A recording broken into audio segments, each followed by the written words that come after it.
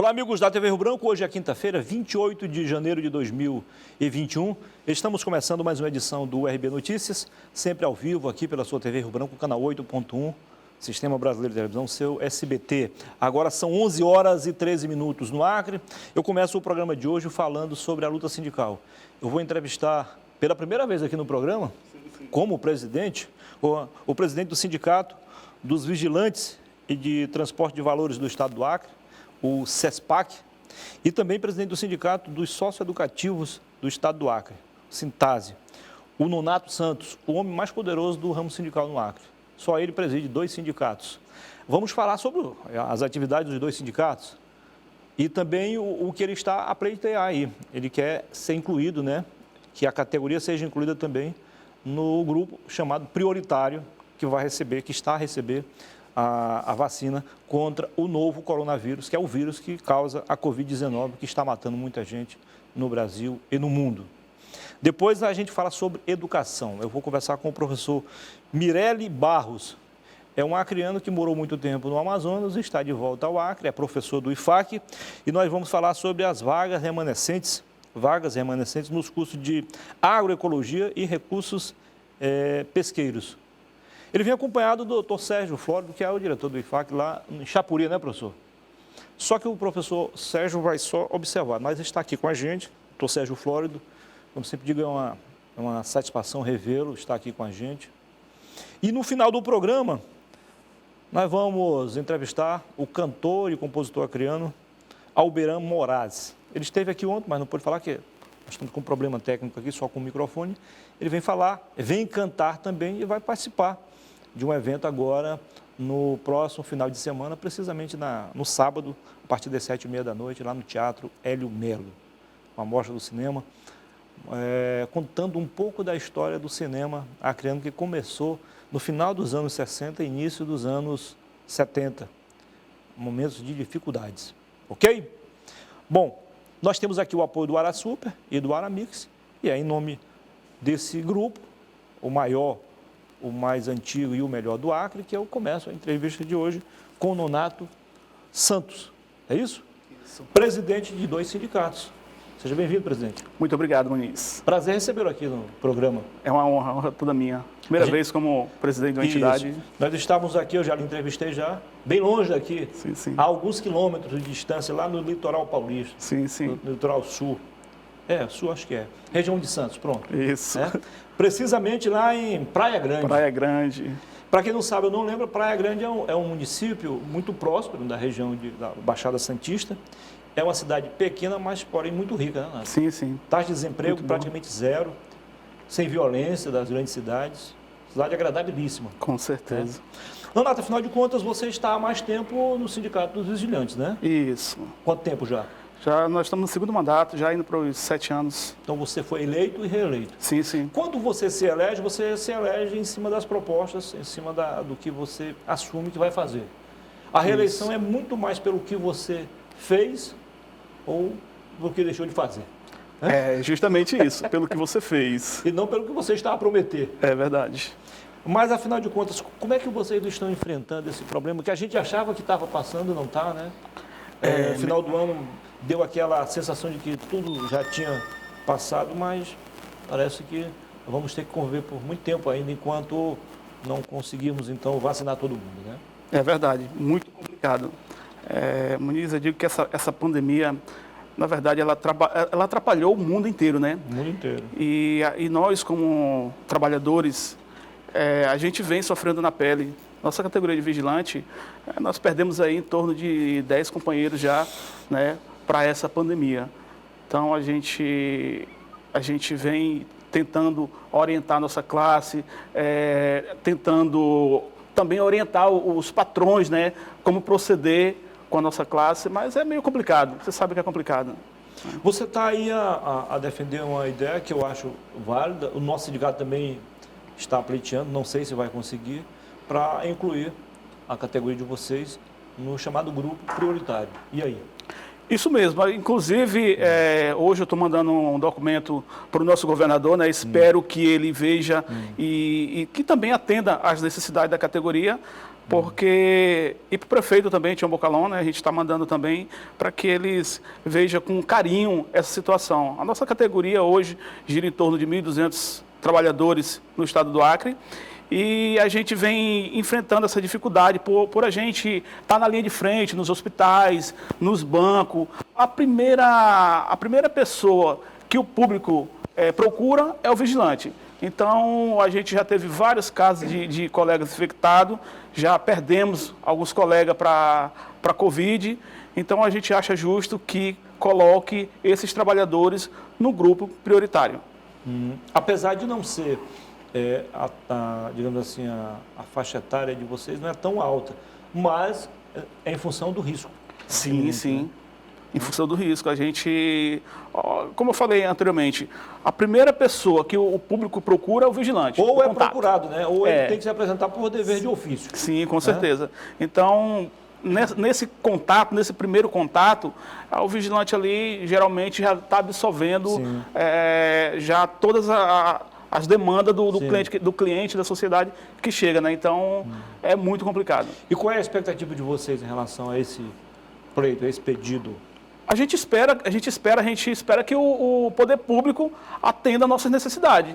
A gente espera que o governador, né, os secretários de saúde, que eles verifiquem essa situação com carinho e que eles coloquem nossa categoria nesse grupo prioritário. Né? Os bancos, a gente vai nos bancos lá, até os vigilantes, já perdemos colega nos bancos lá por causa da Covid. Inclusive, tive agora há pouco com o deputado Nenê Almeida, para que ele também entre nessa luta com a gente. Né? O Nenê está defendendo o mesmo direito aos bancários.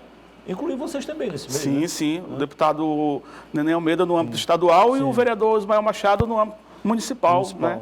Está lutando com a gente aí, abraçou a nossa causa e a gente está indo para a luta. E qual é o clima que você está sentindo em relação aos colegas? Eles estão temerosos, na verdade? Sim, sim.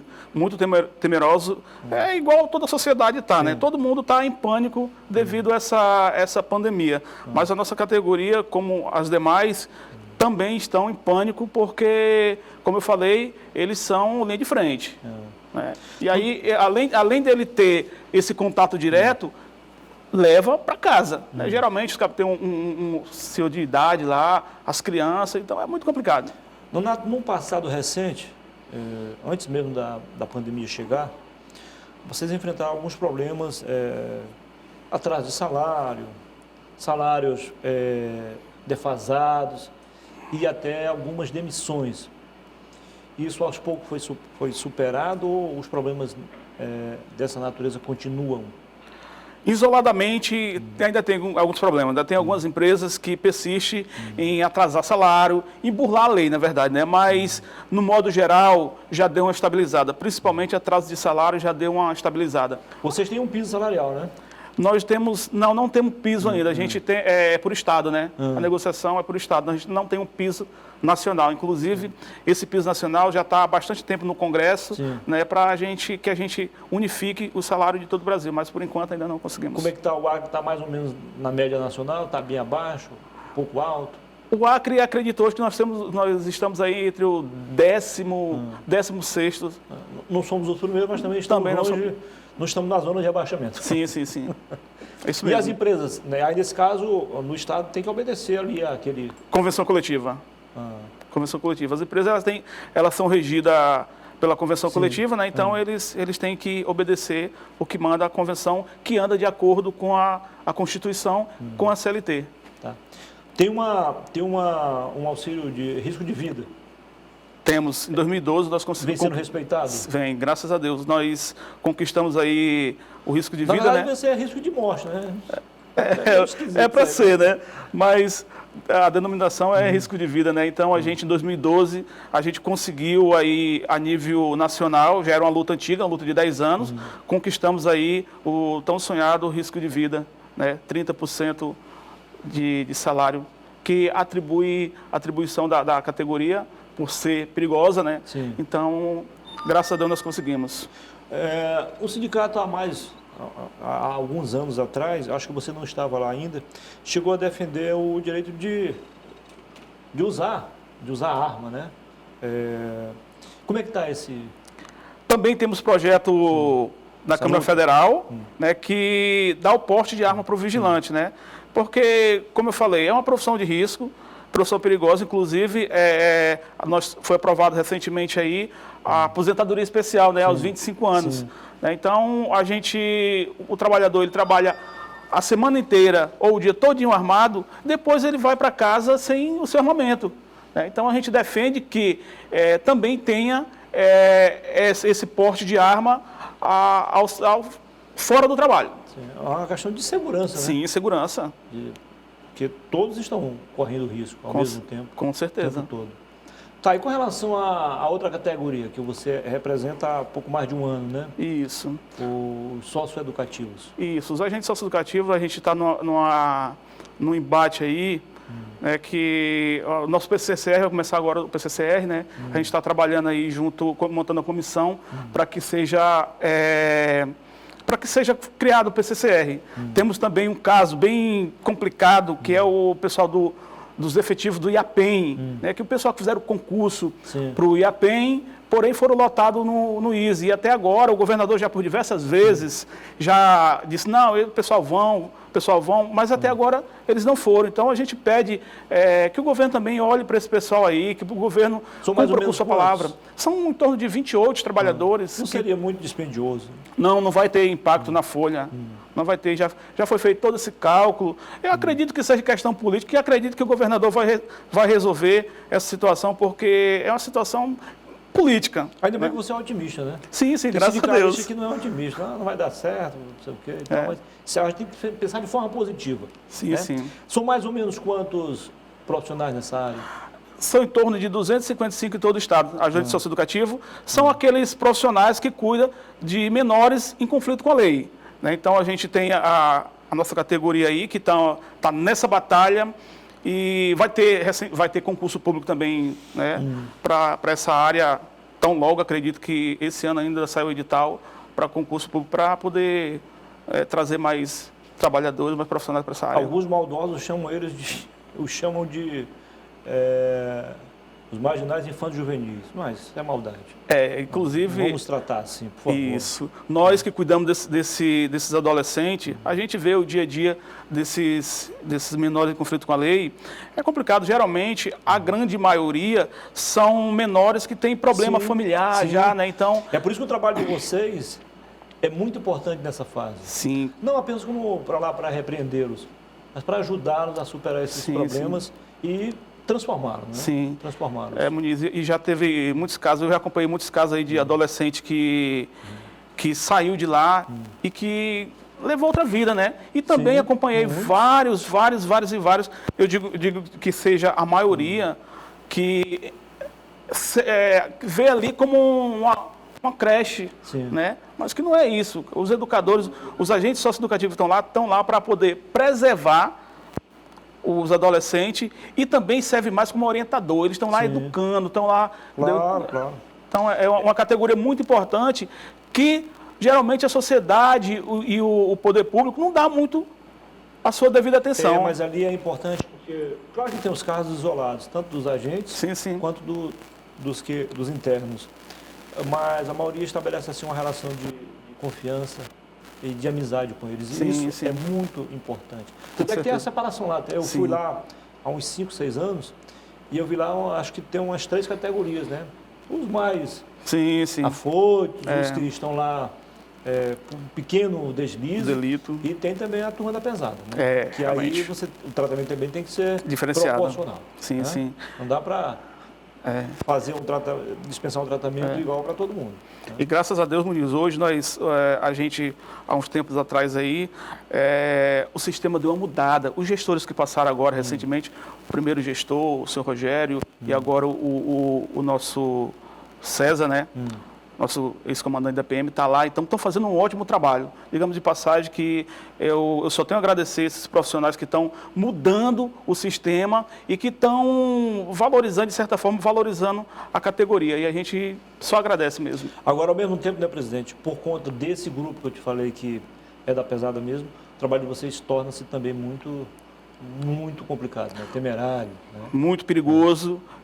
A gente costuma dizer lá que trabalhar com adolescente é bem mais complicado do que trabalhar com adulto, né? Porque os adolescentes, eles são regidos pela lei, uma lei muito severa, que protege muito, né? Então, é bem complicado, a gente tem que ter maior cautela, né, para poder trabalhar com esses adolescentes, porque é muito complicado. Em vez em quando, eles têm aquele grupo que querem fugir, quem está preso quer fugir, né? Então, a gente finda que ali a gente fica meio impotente naquela hora, mas a gente tem que fazer nosso trabalho. Né? Você tem muitos profissionais, colegas de vocês, respondendo às tradicionais sindicâncias internas? Tem pouca gente, porque, como eu falei, a gente trabalha muito com a prevenção, né? Os trabalhadores, acredito que são os melhores hoje. Eu digo que essa classe são os melhores no que fazem. Né? Então, a gente trabalha muito na prevenção. Antes de acontecer as coisas, a gente está tentando. Mas, de vez em quando, você sabe disso, acontece algum deslizinho, mas a gente consegue controlar, graças a Deus. Eu esqueci, mas está aqui com a gente também um amigo nosso, colega seu de trabalho, o César, que foi jogador de futebol, jogou em vários clubes aqui, jogou no meu time, no Independência. É um lateral, eu digo que ele é mais que um lateral, é um atacante também, é um ala, né? Apoia o ataque. Seja bem-vindo, César. Obrigado. Presidente, muito obrigado pela entrevista. Caso você queira acrescentar algo, fique à vontade. Eu quero agradecer pela entrevista e parabenizar pelo trabalho. Eu que agradeço e friso mais uma vez, o poder público, nossos governantes, que eles têm um olhar diferenciado para essa categoria de vigilante e essa categoria de agente socioeducativo. Pessoal, se vocês trabalhar com a prevenção dessa categoria de agente socioeducativo, pode ter certeza, o índice de criminalidade vai ser menos. Mas para isso tem que ter políticas públicas para esses trabalhadores e para os adolescentes. Com certeza. Foi um prazer, presidente. Muito obrigado, é a honra toda minha. Depois do intervalo, eu volto para conversar com o professor Mireli Barros. Ele é engenheiro de pesca e professor do IFAC, Instituto Federal do Acre. Até já.